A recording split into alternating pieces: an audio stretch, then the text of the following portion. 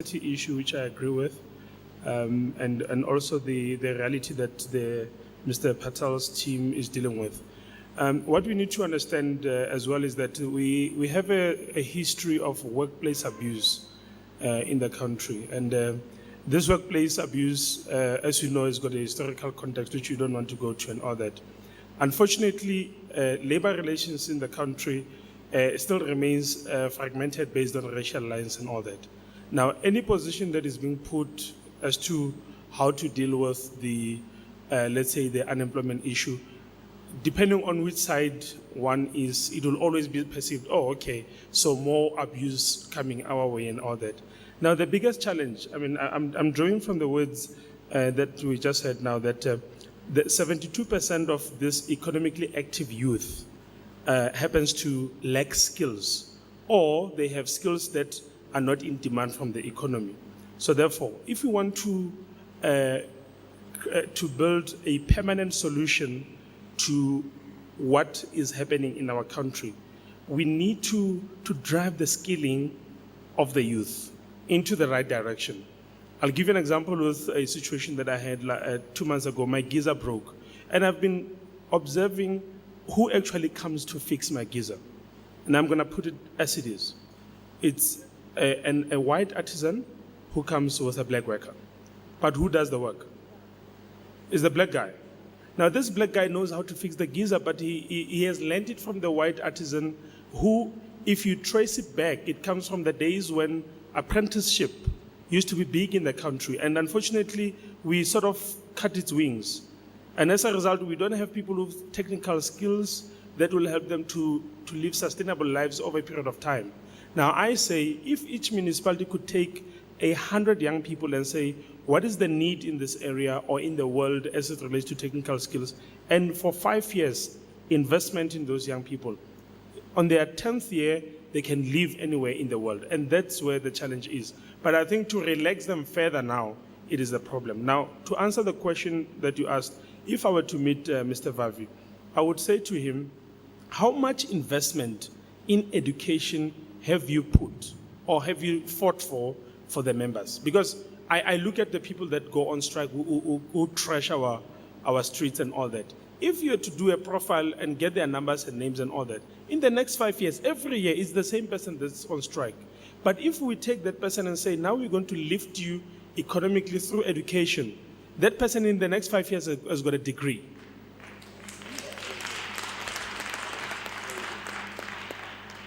Thank you, Daddy. I think you're going to get an invite from Mr. Patel to join the panel.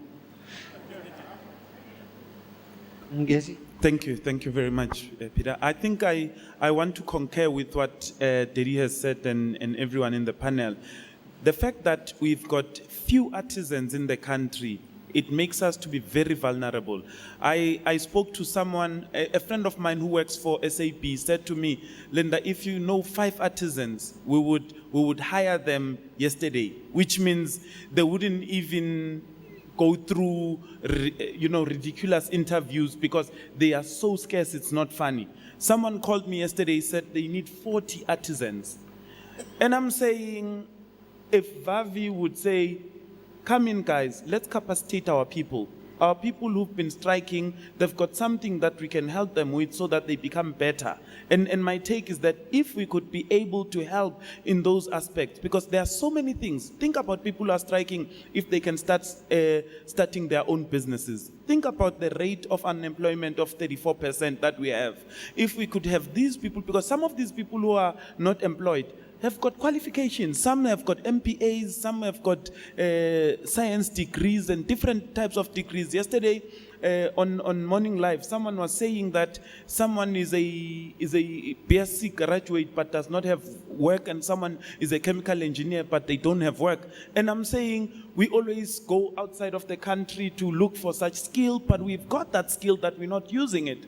Which means someone is not really doing something, which means there's a problem maybe in the manner in which we write our CVs or in the manner in which we sell ourselves. So you can see that Daddy and I have got a lot of work to do because we need to start from the grassroots and help those people who are in matric to know how to craft their CVs to start with, or to know how to sell themselves. Because some people get to an interview, they freeze. I mean, most people have got this notion that public speaking is difficult. There's nothing difficult if you've got knowledge. There's nothing difficult if you have invested in yourself. There's nothing difficult if you believe in what you're going to be saying. So we've got to believe in what we're saying. Even businesses. We're not doing well as businesses sometimes because someone calls you for an interview. You come there, you're looking shabby. You're not looking the best that you're supposed to be looking because it's your first impression. And guess what? You lose a business that was going to make you, that was going to be sustainable for a long time because of the appearance that you showed on the first meeting. So please, let's take care of our image and our branding like Derry was saying. It's important that when people meet you, they meet destiny. You are the destiny that can be. Thank you. Thank you. Thank you. All too often, do we look for investment out there and we neglect the investment that's right next door to us, our own investment. And especially when it comes to local government. Local government will look for new investors out there, but they don't take care of their existing investors. And that goes for you to think about what I'm saying. Chris? Yeah, I think we have a real problem in the country in terms of the types of skills that are out there and the types of demand that there is in business. I'm not an economist, but I can see that we have a moral dilemma. We have a real moral problem with the fact that there are people with a lot of money and then there are people who don't have access to jobs. And I've been unemployed for, I think it was 3 months. And during that time, your self-esteem goes down. It's very difficult to maintain your dignity if you are unemployed. So, you know, how do we... Yeah, I think the importance that we should be placing on the education part and skilling the right people for the right jobs is tremendous. It's probably the biggest thing that we should be focusing on in the country. So to an extent, what I want to say is that we have ideological problems that need practical solutions. And I think in you know the politicians and people who function in the public space almost need to give quick solutions to the problems that we're facing as a country. So hence the call by Mr. Craven to strike about something, because now we're going to change something and it's going to be a quick change. And that's going to have a lasting impact. But the reality isn't like that. There is no quick fix that I can think of, and if there are people who can, then we should be listening to them. But there's no quick fix really in order to get the economic equity in the country right, to close our income gaps. All of that is a very long-term process, and I think the pressure that politics places on one is very short-term, and we need, to an extent, bureaucrats, we need academics, we need business people, we need all of those people, professionals in the public sector, to play a bigger part in the debate, because the problems are practical ones. In theory, I think that Marxism, communism is great because it says that we should all have more or less the same thing. In practice, however, it doesn't work. There's nowhere really that you get to the just outcomes that you want. At the end of the day, it's about the outcomes. I think we all agree on the principles of what we're trying to achieve, but the how we get there is something that there's a lot of disagreement on in the country. And I think there needs to be realism about what is achievable and what is not achievable. So let me leave it there. Thank you, Chris. Let's not forget what I said earlier on this morning. Let's seek the opportunities in the problem, not the solution. And yeah, we've got a 30 or 34% unemployment. It's a problem. But let's seek opportunities in that problem. Can be done. I've neglected this side. My man in the Ferrari. Sorry, Peter. Peter, sorry. there's a question that we didn't answer about the hazard that is taking place in the community. My take, Mama, is that we need to go to the community ward councillor. That's where we start. If that person we don't have in our community, then we can go to municipality. But that is our contact spot to any municipality. We start with our councillor. We tell them what is the problem, and we ask for help. And you know, I spoke to them at the city of Joburg the other time when they were just coming into the office. And one thing I've realized, most of the time when we go to them complaining. Let us not forget that they are human as well, and they go through a lot of problems. So even when we present the problems that we have in the community, let's be sensible and show them and ask for help and begin to make them to account to say, when can maybe you get back to me with regards to the feedback, with regards to this particular issue? Because if we don't do that, then we will not know what has happened or what is going to happen. So please, Mama, maybe if you go to your ward councillor, if you do you have a ward councillor in your area? But I'm in business. Okay. I identify that there is a problem in Sebokeng. I'll make an example. The houses there have asbestos. So as a company, we want to change that. So I don't know how to go about to ask to a proposal or a business. I don't know how to do it, but I want to do it. No, I think you're right. Yeah. You need to, but you also need to understand that in government, especially local government, there's the political representatives and there's the administrative representatives, the municipal manager and all the administration. So just have a close look who you need to confront first, all right? But start with your ward councillor will be a good idea. If I could just come Please, in very Chris. quickly, there's in order for the municipality to pay money to buy anything, there's quite a big process that they need to go through. So the Municipal Finance Management Act doesn't really allow for the municipality to react to unsolicited bids. So in other words, if you come to them and you say, I have this project and I'm a contractor and I want to change something in the community, they don't really have that power to do that. So there has to be a project that's launched, and then it'll have to go through a tender process at the end of the day again to make sure that it's a fair process. And it's not ideal, but it is a process to try and avoid unnecessary expenditure. So there would be a very long process for you to initiate something like that, because there's first the initiation of the project and then there would be a tender process after that, if I'm understanding your situation correctly. Correct. Thank you, Chris. I've neglected this half, and I'll start with the man in the Ferrari, and then I saw a hand on that side, and I'll come back to you now, sir. All right, my name is Samuel. My first question goes to Carol.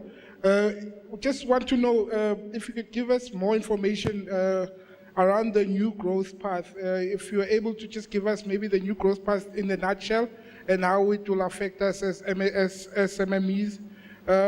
Also, if you can make any reference to the job funds, the process there too. There's the talk of the 9 billion rand that's located between Pravin Gordhan and Jacob Zuma, the president of the country. To the rest of the three gentlemen that made presentation this morning, I'm sure a lot of people here will be interested in the slides that you guys had there. What is the way that we can take away in black and white some paper for us to infiltrate that information with the people we share offices with, you know, the other administrators back in the business? We need to put that through also. And to the gentleman there with the, what's his name again? Carl, the tie? No, Chris? Yeah, Chris. Chris. Yeah, what your view on the big story that developed in England with the Murdoch family and the corruption in the newspaper and the ethics there? Anything that you can shed light on, it will be appreciated. Ish, that's ethical, Chris. Good afternoon. My name is Paula. I'm running Popular Beauty Distribution Center. I need an advice maybe from all of you. When I went to the university, I didn't do anything related to business. I did a diploma in public administration, but I'm passionate about business. I started business in 1983 as a cataloger, and I made my mark.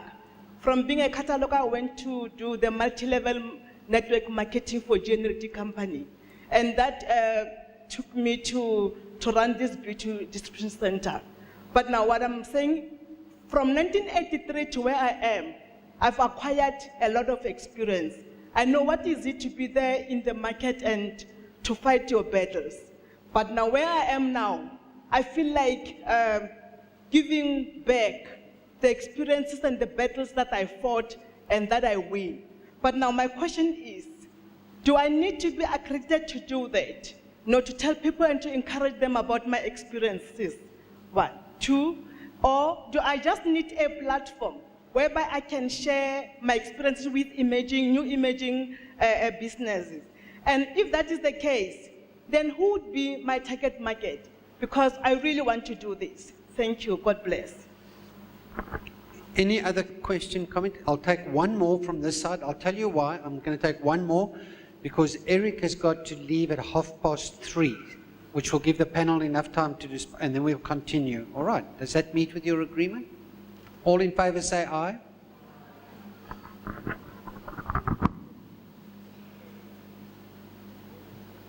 Hello, I'm Jonas. I'm from a private company, I guess. I've read so many times that Nigeria in about 2 to 3 decades will become Africa's largest economy. Now my question to you is, what exactly is Nigeria doing to inspire these views, and why can't we do the same? And if you say that it's education plays a part in it, yes, I understand that education is very important. But are you saying Nigeria's educational system is much higher than ours? What exactly is Nigeria doing to inspire these views that in a couple of decades it will be Africa's largest economy? Because it's not only opinions of our economists, it's the opinions of a lot of economists. I read somewhere that an executive of Goldman Sachs said the same thing, and it also relates to South Africa's inclusion in the BRICS nation. Some economists believe that we shouldn't have been included because of our outlook in relation to Nigeria. That Nigeria in a couple of decades will be larger than us. And why? Yeah, my question basically is, why can't we do the same? Why can't we inspire these views that we will remain Africa's largest economy? Where's the problem there? Thank you.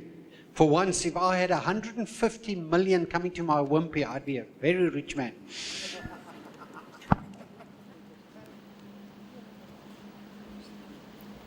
Let me kick off simply. I think like anybody else, I've done a study of Nigeria as well. And it frightens me that the economy is that successful. And I can't, like everybody else, can't pinpoint it. But this is what I have discovered, which is still being reasoned in my mind, is the biggest churches in Africa and the fastest growing churches in Africa are in Nigeria.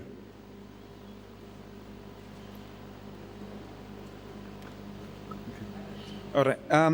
Thank you, Eric. I think one thing that is happening in Nigeria, their education, it has become compulsory. You know, most Nigerians, even if they go to other countries, they go in those countries and they want to know more. Some of them come in there not even having any diploma or degree, but they get into that country, they start a business. That's something that they do that we don't do. And I'm gonna say this. Their work ethic is better than ours. Those guys, they deal with people who are on business class and economy class, and everyone who goes to there pays sometimes 10 rands, 20 rands. Can you imagine? 2 minutes, 10 rands. That's a lot. It's even better than a tip that the person gets at Wimpy. Sorry, Eric. You know? But that's the truth. And I think that is the biggest problem. We are so lazy, it's not funny. If we can start working on our work ethic and begin to inspire our youth. This is another problem. As elderly people, we always talk about problems to our kids. We don't talk about solutions. We don't talk about opportunities. We don't even pep talk them and tell them they are brilliant and tell them they can make it in this economy. We always talk about how difficult it's been at work. We tell them how business is not doing well, and we're not saying it in a nice way. When we say it, we are fighting. Guess what? They just see losers. They just see losing. They just see everything that is negative. They don't see anything that inspires them to work on themselves, to work on their businesses. If you go to China and look at everyone there is specializing in something. Daddy made a presentation about the lion, making a point that they get just a piece. And that piece, they specialize on that piece. That's the problem. As South African, no one wants to specialize at their piece. Everyone right now wants to be in the tender business. Everyone. Even those who've got qualifications, those who don't have qualifications, we want to be tenderpreneurs. And you know that that's not your space. You've got your space somewhere. So my conclusion on this, brighten the corner where you are. Be the best that you can be. Daddy? The answer to the question that was asked regarding experience, every person that has been through a path has something to share with somebody. I mean, I'm sitting next to Eric with vast experience of in business and all that, you know, so therefore there is something to share that can come from him. What is important is the following 2 points. Number one, we should not always assume the fact that we are good players, that we can also be good coaches. I don't know if you have seen people that have played sports and they assume that therefore they can coach. That's one. But number two, we also need to move beyond motivation. I'm saying this being in the same field, you know, but I can tell you now that motivation is almost like chipping off the 10% of the iceberg. Now, if the 90% remains and it is not dealt with, the 10% will continuously resurface. Now, if we want to create sustainable solutions in terms of teaching, we need to get into training, because training is when you give tools and techniques which will enable that person to survive beyond you.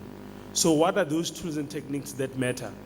Unlike just telling a person that, yes, you can do it. That's enough. That's important, but that's not enough.